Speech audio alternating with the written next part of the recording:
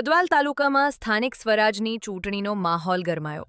છોટાઉદેપુર જિલ્લાના કદવાલ તાલુકા મુકામે આજ રોજ સ્થાનિક સ્વરાજની ચૂંટણી માટે ઉમેદવારી ફોર્મ ભરવાની પ્રક્રિયા પૂર્ણ થઈ હતી.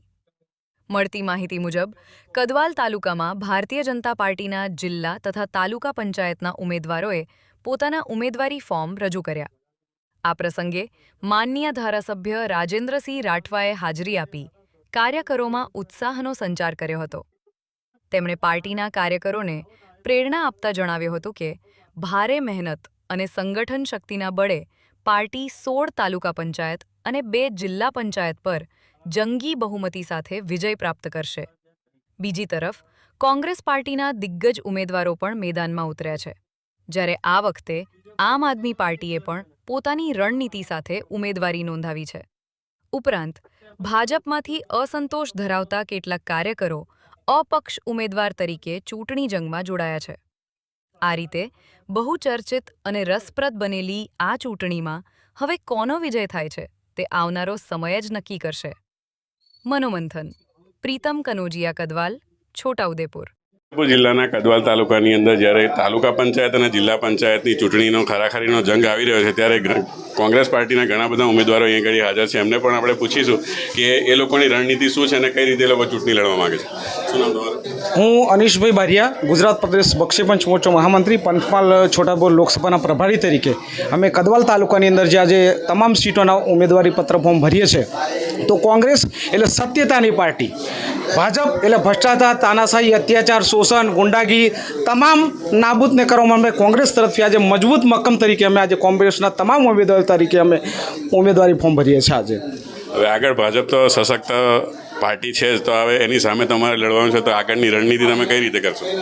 ભાજપ એટલે મેં તમને કીધું આગળથી અત્યાચાર, શોષણ, ભ્રષ્ટાચાર, તાનાશાહી અને દરેક બાબતમાં લોકોને શોષણ કરનારી પાર્ટી. ખેડૂતોને નથી માનતી, 2 કરોડ યુવાનોને રોજગારી આપવા કહેતી હતી, એ નથી આપી.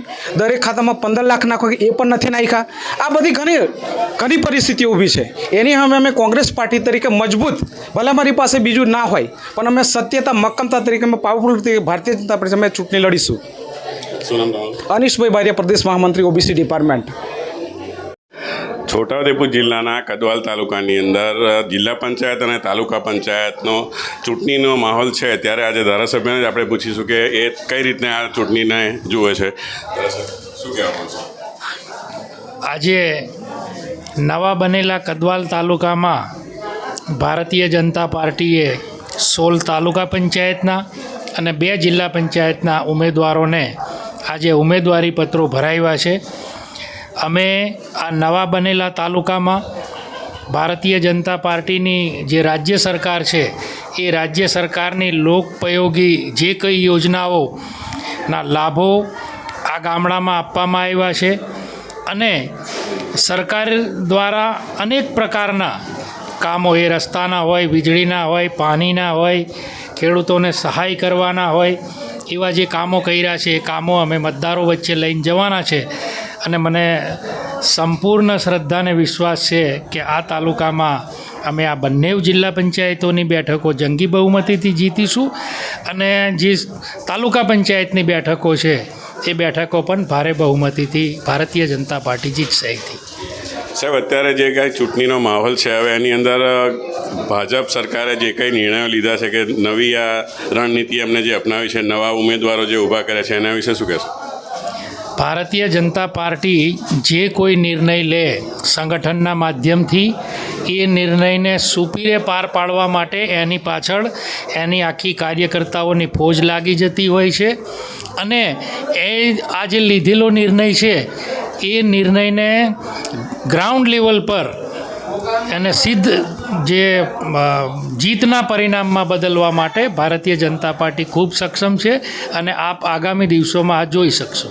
સાહેબ, આપણે આ આદિવાસી વિસ્તાર છે, હવે આદિવાસી વિસ્તારની અંદર આમ આદમી પાર્ટીએ પણ આ વખતે થોડું ઘણું વર્ચસ્વ જમાવ્યું હોય એવું લાગે છે, તો એના વિશે તમે શું કહેશો?